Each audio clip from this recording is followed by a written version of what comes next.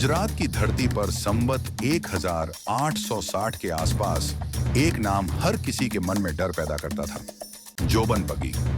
जोबन पगी कोई साधारण व्यक्ति नहीं था। वह भयंकर डाकू था जिसकी दहशत पूरे गुजरात में फैली हुई थी। बड़े बड़े राजा भी उसके नाम से कांपते थे। दिन दहाड़े डकैती करना और सैकड़ों कोस की दूरी तय करके लूटपाट करना उसके लिए आम बात थी। जोबन पगी अपने 3 भाइयों सुंदर पगी, शकरो पगी और दलो पगी के साथ मिलकर डकैतियों को अंजाम देता था। जोबन का घोड़ा इतना तेज था कि कोई उसे पकड़ नहीं सकता था। लोग कहते थे, जहां से जोबन पगी गुजरता है वहां सिर्फ खौफ और तबाही का साया बचता है। एक दिन जोबन ने अपने छोटे भाई सुंदर से कहा, गांव के पाटीदार के घर एक संत आए हैं। लोग उन्हें भगवान मानते हैं। मुझे उनके चमत्कार देखने हैं। सुंदर ने कहा, मैंने उनका दर्शन किया है। वे साधारण संत नहीं हैं। उनकी आंखों में ऐसा तेज है कि कोई झूठा उनके सामने खड़ा नहीं रह सकता। कुछ समय बाद डभाण में भगवान स्वामी नारायण ने भव्य यज्ञ का आयोजन किया। रोजा घोड़े की प्रशंसा सुनकर जोबन पगी ने उसे चुराने की कोशिश की। रात के अंधेरे में वह घुड़शाला में घुसा।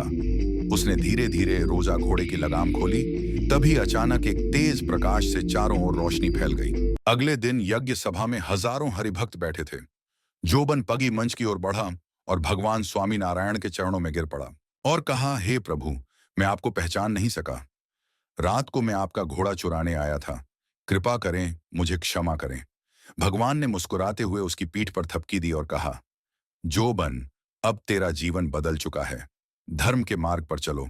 कुछ समय बाद भगवान वड़ताल पधारे। जोबन ने प्रार्थना की, हे प्रभु, मेरी एक ही इच्छा है, आप वड़ताल में होली का उत्सव मनाएं। हजारों भक्त आएं और मुझे सेवा करने का अवसर मिले। भगवान ने उसकी प्रार्थना स्वीकार कर ली। वड़ताल में भव्य होली उत्सव मनाया गया। निष्कुलानंद स्वामी ने भव्य हिंडोला तैयार किया। भगवान श्रीहरि को दिव्य वस्त्र और आभूषण पहनाकर हिंडोले में विराजमान किया गया।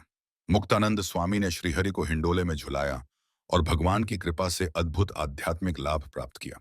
भगवान स्वामी नारायण के अंतर्धान के बाद जोबन पगी गहरे शोक में डूब गए।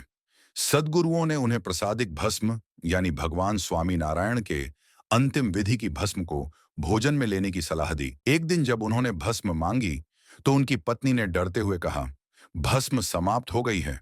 यह सुनते ही जोबन को गहरा आघात लगा। उन्होंने गहरी सांस ली और उसी क्षण श्री हरि में लीन हो गए।